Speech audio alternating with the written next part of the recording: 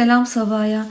اليوم أنا رح أشتغل هاي البورتوكليه على شكل قلب، كتير حلوة وكمان سهلة، ما بتاخد معنا وقت، بسرعة بتصير. كتير حلوة لمشروع ممكن نستفاد منه بكمية بسيطة من الخيط. فينا نعمل هاي البورتوكليه كتير حلوة، خاصة هلا على عيد الفالنتين. بالنسبة لاختلاف الحجم، هذا القلب عملته بسنارة 2 ملم، وهذا القلب عملته بسنارة 3 ملم. فالخيط هو اللي بيلعب دور، وكمان حجم السنارة. أما بالنسبة لعدد الغرز فالاثنين نفس عدد الغرز، ما اختلفوا أبدا. خلونا نبدأ صبايا. رح نحتاج لمقص، ماركر، سنارة، هي سنارة مقاسها 3 ملم، لحلقة للبورتوكليه، إبرة للتنظيف، الفايبر اللي نحشي فيه القلب. وبالنسبة للخيط، أي خيط متوفر عندك فيك تستخدميه. بالبداية رح نعمل الدائرة السحرية، رح نرتفع سلسلة. جوا الدائرة السحرية بدنا نشتغل 6 غرز حشو. 1 2. أنا بفضل إنه نحط عند أول غرزة ماركر. 3 4 5 6.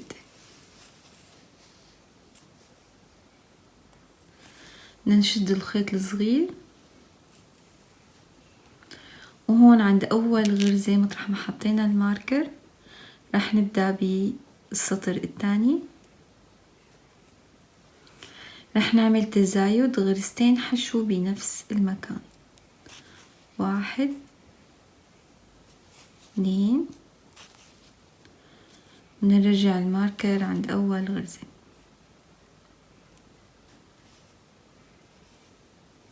وبكل غرزة رح نعمل تزايد غرزتين حشو بنفس المكان، وحيصير معنا 12 غرزة حشو وقت نوصل لعند الماركر.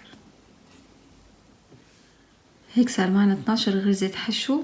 هلا عند الماركر رح نبدأ بالسطر الثالث. أول غرزة رح نعمل غرزة حشو واحدة، بنرجع الماركر، وعند تاني غرزة رح نعمل تزايد 2 حشو بنفس المكان، وحنكرر بنفس الخطوات غرزة حشو،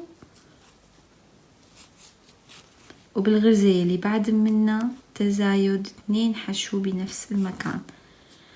لنوصل لعند الماركر حيكون معنا 18 غرزة حشو.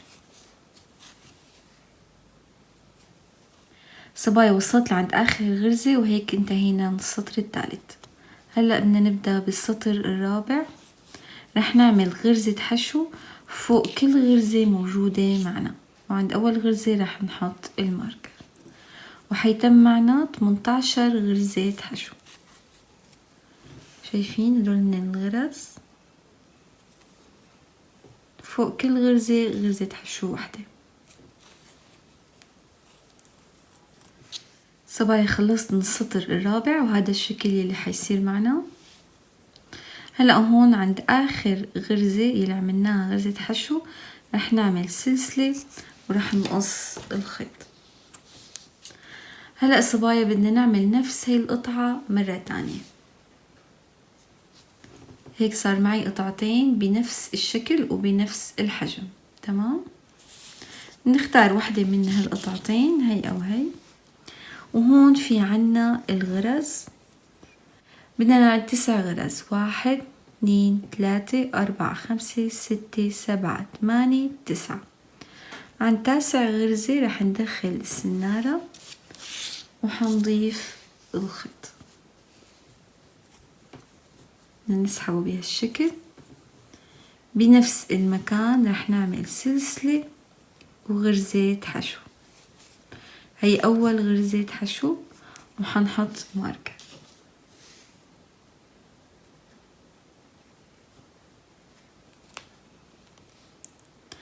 بدنا نعد 9 غرز. هي أول وحدة، الغرزة اللي بعدها 2 3 وآخر غرزة هون حتكون هي 9.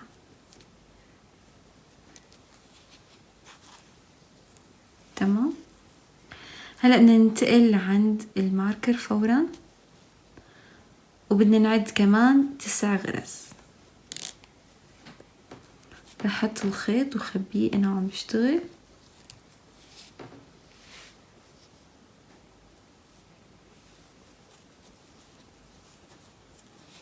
واحد،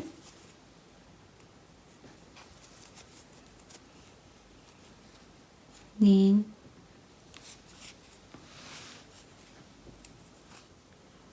تسعة. تمام. وصلنا لعند آخر غرزة قبل الماركر، هيك صار معنا هون 18 غرزة. هلأ بدنا نجيب القطعة الثانية اللي عملناها وبنفس الطريقة رح نعد 9 غرز.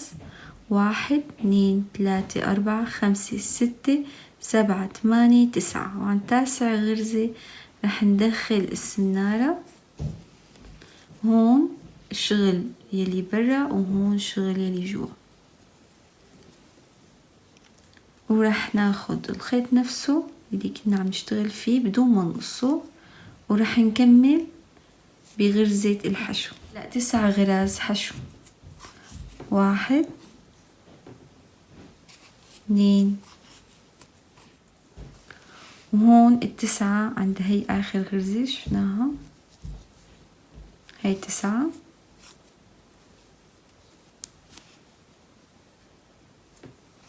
تمام. هلا هذا الفراغ بدنا نتركه ونروح لعند المكان اللي حطينا فيه الماركر، ورح نعيد كمان 9 غراز حشو مع تخباية هذا الخيط. 1 2 8 وهون 9.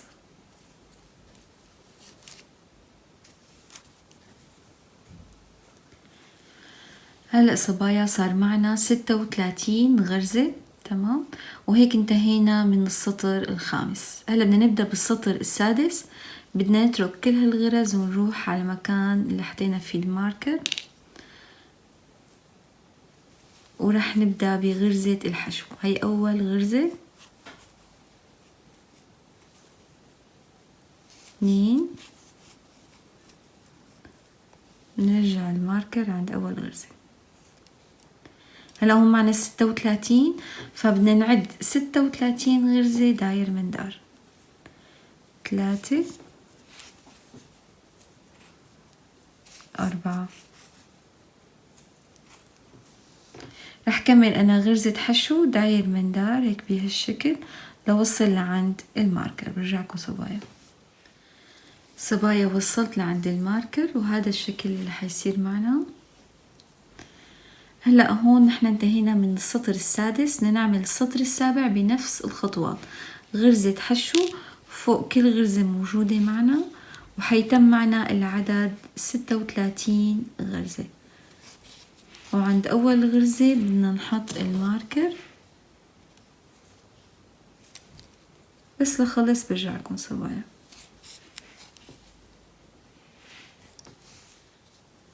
صبايا خلصت السطر السابع. هلا بدنا نبدأ بالسطر الثامن. هون بدنا نبدأ هلا بالتناقص. رح نعد 7 غراز حشو. 1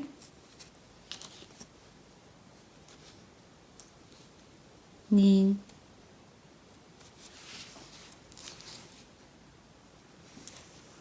3 4 5 6 7. هلأ عند 8 و9 رح نعمل التناقص. طبعا رح نعمل تناقص خفي، هي غرزتين. رح ناخد الحلقة يلي برا ونرد ندخل السنارة بالغرزة اللي بعد منها بالحلقة يلي برا. تمام. بنلف الخيط ونطلع من الاثنين الأول، بعدين نعمل غرزة حشو عادية بهالشكل. الأهم شي إنه ما نخربط بالغرز اللي عملنا فيها تناقص. عملنا تناقص بهالغرزتين، هلا بدنا نبدأ بالغرزة اللي بعدها وبدنا نعيد نفس الخطوة. صبايا أنا خلصت من السطر الثامن ومعي 32 غرزة حشو. هلا بدنا نبدأ بالسطر التاسع، حيكون غرزة حشو فوق كل غرزة موجودة معنا بدون أي تناقص، يعني حيبقى معنا العدد الغرز 32 غرزة. صبايا خلصت السطر التاسع، هلا بدنا نبدأ بالسطر العاشر. رح نعمل تناقص، رح نعد 6 غرز حشو، والسابعة والثامنة حنعمل فيها تناقص. 1 2 3 4 5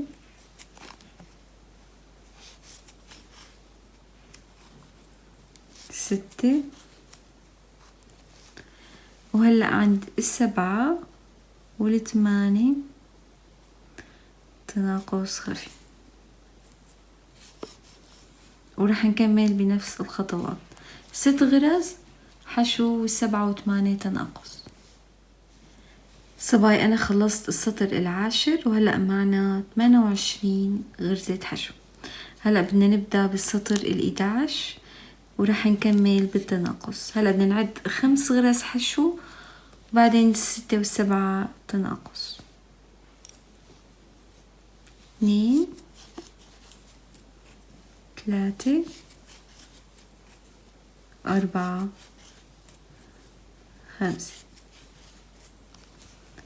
وهون عنا الغرزتين 6 و7 تناقص.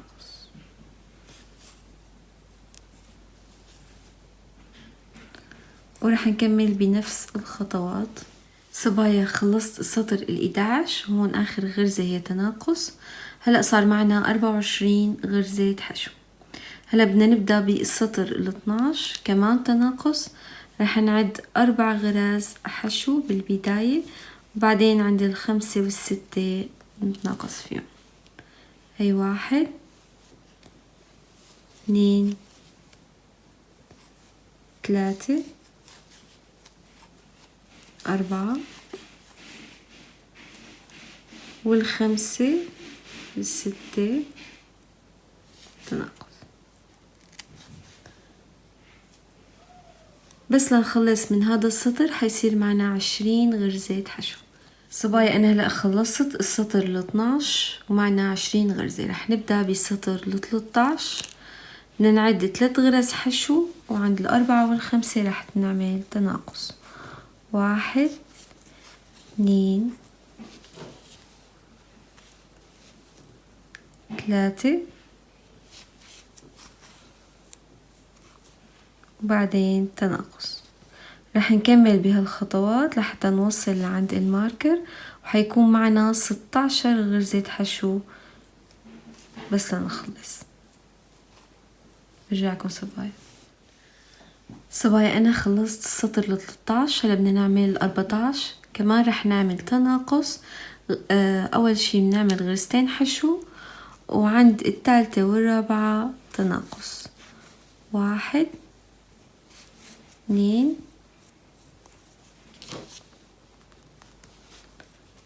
وهون الثالثة والرابعة تناقص. بس لنوصل لعند الماركر رح يصير معنا 12 غرزة حشو. صبايا أنا هلا خلصت السطر ال14. تمام. وهلأ بهالمحلة بدنا نحط الفويل. أنا حطيت جزء منه، وهلأ رح كمل نحط اللي قد ما بدنا. فينا نحشيه إذا حبينا يكون سميك أو أخف من هيك.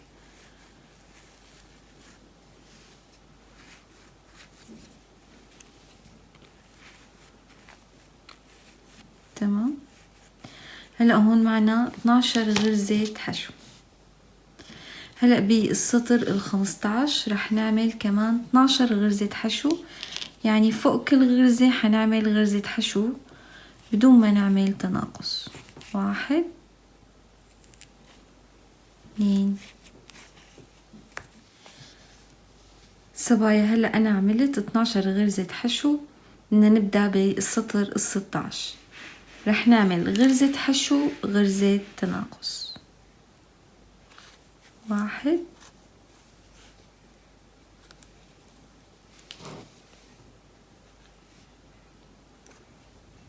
واللي بعد منها تناقص.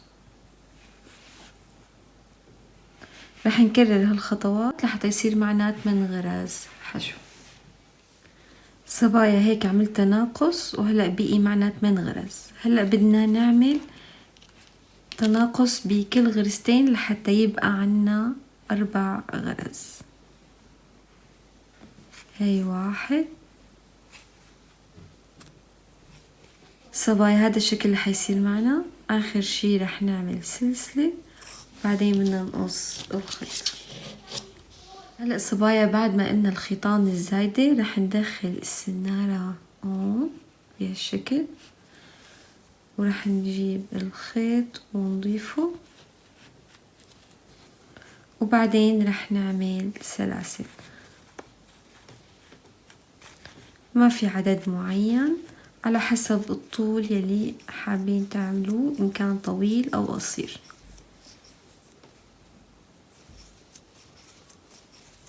ممكن 20 سلسلة أو أكتر. ممكن نعملها بهالشكل هيك قصير، تمام، أو منزيد السلاسل بحيث تصير أطول. هالشكل منيح. هلأ بعد ما حددنا الطول يلي بدنا إياه بدنا نرجع بالرجوع لنفس المكان يلي دخلنا فيه بالبداية ورح نعمل غرزة المنزلقة.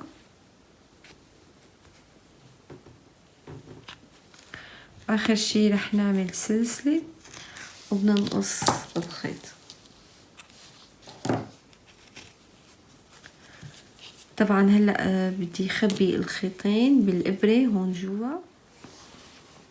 صبايا هذا الشكل النهائي للبورتوكليه. شايفين كيف خبينا الخيطان جوا. بتمنى انه تكونوا استمتعتوا بالفيديو. سلام.